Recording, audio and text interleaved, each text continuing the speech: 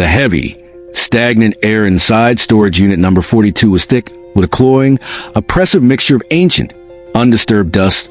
the sharp, acidic tang of decaying rubber, and the sweet, unsettling scent of cardboard rotting slowly under the relentless, unforgiving California humidity, creating an atmosphere of profound emotional claustrophobia that seemed to crush the very chest of Dave Hester as he stared into the void of a unit that promised a grand resurrection but delivered only the bitter stench of failure. The silence of the facility was broken only by the distant, rhythmic hum of a failing air conditioning unit in the adjacent corridor, a mechanical wheeze that echoed like a countdown to the end of an era,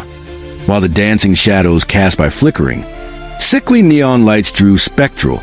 jagged shapes across the corrugated metal walls, mirror images of the fractured psychological state of man who had meticulously constructed an empire upon the discarded remnants of other people's lives and now found himself staring into the shattered glass of his own cultural relevance. He could feel the cold, viscous beads of sweat trickling down the nape of his neck, a sensation that contrasted sharply with the parched, sandpaper dryness of his throat, as the crushing weight of multi-million-dollar lawsuits and the freezing isolation of being the most reviled villain in American reality television history sat upon his shoulders like a suit of armor forged from solid lead,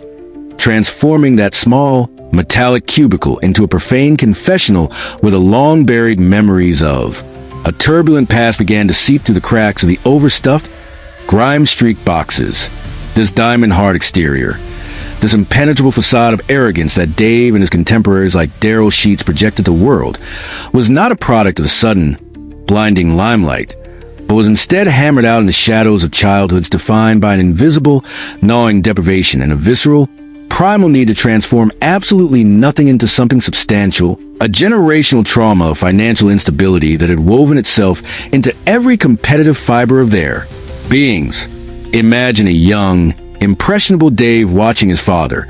a man who obsessively collected trains and antiques with a fervor that bordered on a quiet desperation,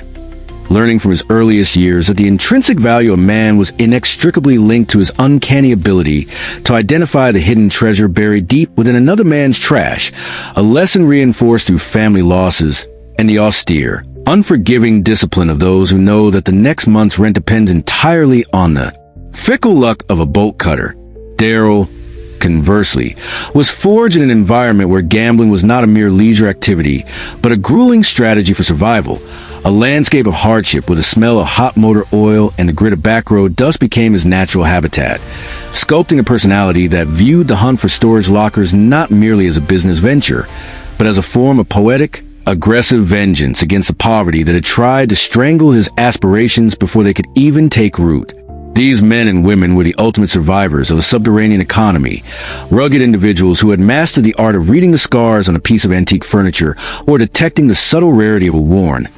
silver coin with the same surgical precision a doctor might use to navigate a complex anatomical map. And it was precisely this almost mystical intuition that eventually catapulted them into a level of global success that none of them could have envisioned in their wildest, most fevered dreams. When that first monumental victory finally occurred, when the cameras captured that transcendent, electric moment where the contents of a seemingly insignificant, dust-choked locker revealed a hidden fortune in rare jewelry or priceless historical artifacts, the resulting ecstasy was not merely financial in nature. It was the ultimate, definitive validation of a lifetime spent in the margins, taking risks that would make a more cautious soul tremble. It is because of this level of detailing that we bring that I know you value real stories. If you have come this far, you are a distinguished viewer, and I challenge you. Our goal is 1 subscriber for every 50 views. If this content delivered value to you, subscribe now to strengthen our community. In that blinding moment of absolute triumph, the glittering lights of fame began to hide the moral fissures that massive wealth and exploding egos would soon begin to widen, slowly transforming the initial, rough-hewn camaraderie into a toxic,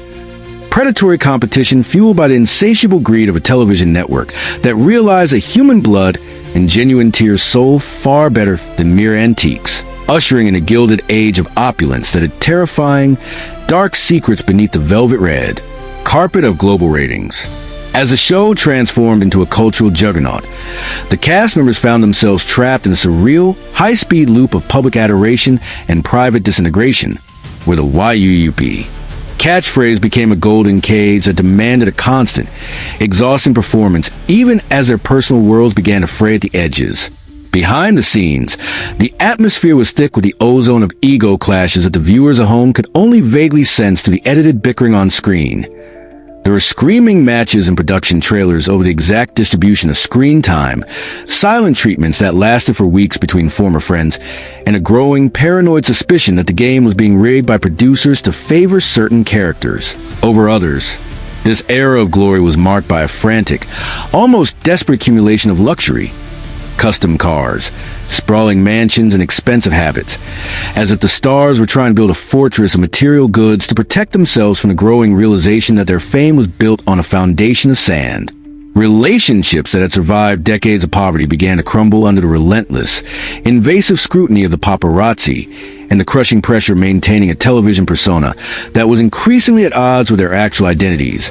leading to secret separations, bitter divorces, and a quiet, creeping reliance on substances to numb the overwhelming stress of the hunt. The secrets of the storage wars set were guarded more fiercely than any locker, but the cracks were beginning to show in the way Dave would snap at the crew or the way Brandy and Jared's playful banter began to take on a jagged,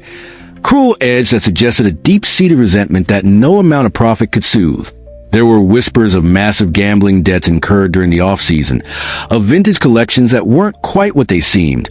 and a profound sense of betrayal as the cast members realized they were being paid a fraction of the billions they were generating for the network. This was the peak of their influence, a time when they felt invincible.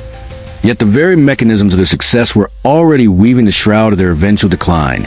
as the public's appetite for their specific brand of manufactured conflict began to wane, and the legal system began to take a very close, very uncomfortable look at the contracts and reality that had made them all household names. They were living in a dream world of high-stakes bidding and instant gratification, unaware that the auctioneer's hammer was already poised to fall on the most valuable thing they owned, their own peace of mind. The golden age of storage auctions was not merely a period of financial gain. It was a psychological battlefield where the lines between reality and artifice became so blurred that the participants often forgot where their televised personas ended and their true selves began. In the dimly lit corridors of production offices, a different kind of bidding war was taking place, one for the very souls of the cast, as producers leaned into the darkest traits of each personality to manufacture a narrative of constant, grinding friction. The air in the editing bays was heavy with the smell of stale coffee and the hum of hard drives, as editors meticulously cut together moments of slight irritation to make them look like declarations of war. While the world saw Brandy Pasani and Jared Schultz as a relatable, bickering heart of the show, the reality was a slow-motion car crash of domestic exhaustion. The relentless pressure of raising children, while simultaneously running a business and filming a high-stress television show, created a cavernous void of resentment. They were no longer just a couple. They were a brand, and the weight of that brand was beginning to fracture the foundation of a relationship that had once been built on genuine, hard-scrabble love in the dusty trenches of secondhand retail. This era of peak fame brought with it a seductive and dangerous opulence that whispered to the stars that the party would never end, leading to a series of hidden crises that the public was never meant to witness. Behind the vibrant, eccentric gloves of Barry Weiss lay a man who was becoming increasingly disillusioned with the very spectacle he helped create. The collector was finding that the thrill of the hunt was being replaced by the drudgery of a script, and his frequent disappearances from the set were not always for leisure, but sometimes to escape the suffocating vanity of production that demanded he be a caricature of himself. Meanwhile, the tension between Dave Hester and the rest of the cast reached a boiling point that was less about storage lockers and more about the fundamental integrity of the game. Dave's internal dialogue during this time must have been a cacophony of defiance and fear. He saw the rigging of the shows, the planning of items in unison to ensure a big win for the cameras, as a personal insult to his decades of legitimate work, leading to a legal explosion that would eventually tear the show's facade wide open. The lawsuits weren't just about money. They were a desperate attempt to reclaim a sense of reality in a world that had become entirely synthetic, a world where the smell of a locker was no longer about history, but about a production assistant's trip to a local antique mall to buy plot points. The secret burden of fame also took a toll on the physical and mental health of the cast in ways that the cameras carefully avoided. Daryl Sheets, the gambler, began to feel the physical manifestations of life lived on the edge. The high-sodium diet of road food, the sleepless nights spent worrying about the next bid, and the constant, jagged adrenaline of the auction line were all silently conspiring against his heart. There was a profound, unspoken loneliness in the way these stars moved through the world. They were surrounded by fans who wanted a catchphrase, but isolated from peers who understood the specific, soul-crushing exhaustion of being a reality star. Substance abuse became a quiet shadow in the corners of the industry, a way to dampen the noise of the public's expectations and the internal guilt of participating in a spectacle that felt increasingly hollow. The ego, once a tool for survival in the competitive auction world, had grown into a monstrous entity that demanded constant feeding, leading to disastrous financial investments in failing businesses and luxury items that served only as hollow monuments to a fleeting relevance. As the middle years of the show progressed, the Storage Wars family was anything but a family. It was a collection of individual islands, each one eroding under the tide of its own secrets. The bickering between the Dotsons and the bidders was no longer a playful dance of the industry, but a bitter, jagged conflict fueled by years of perceived slights and professional jealousy. The auction block, once a place of rhythmic, hypnotic beauty, had become a site of genuine hostility, where the air was thick with the scent of unwashed bodies under the desert sun, and the bitter, metallic taste of a grudge that refused to die. In this environment, the stars were losing their grip on what mattered, replaced by a desperate need to stay relevant, as new spin-offs and new characters began to crowd the landscape. They were trapped in a cycle of greed and performance, unaware that the very audience that had elevated them was beginning to tire of predictable drama and the increasingly transparent finds. The glory was fading, and in its place was a growing, cold realization that the lockers were emptier than they appeared,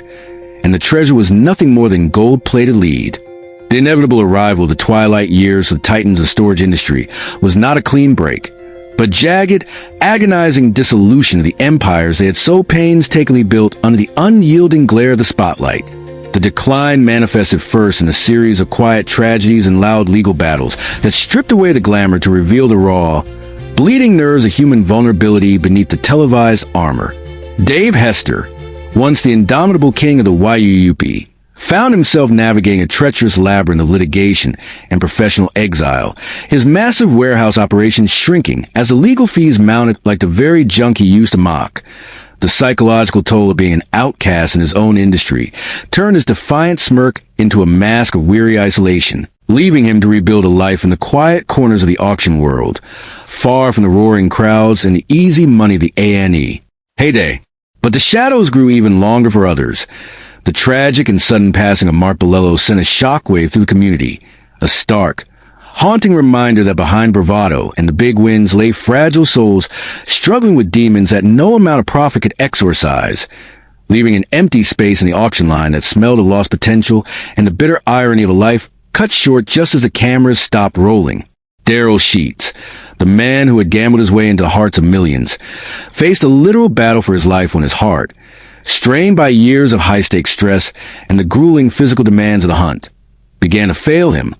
forcing a dramatic and somber recalibration of his existence. The gambler was forced to fold his hand, retreating to a more tranquil life in Mexico, trading the dust of the California lockers for the salt-arid coast.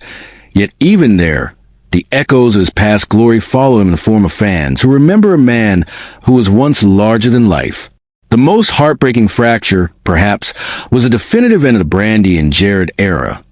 The couple that had served as the emotional anchor of the series succumbed to the corrosive pressure of fame and the internal rot of long-held resentments,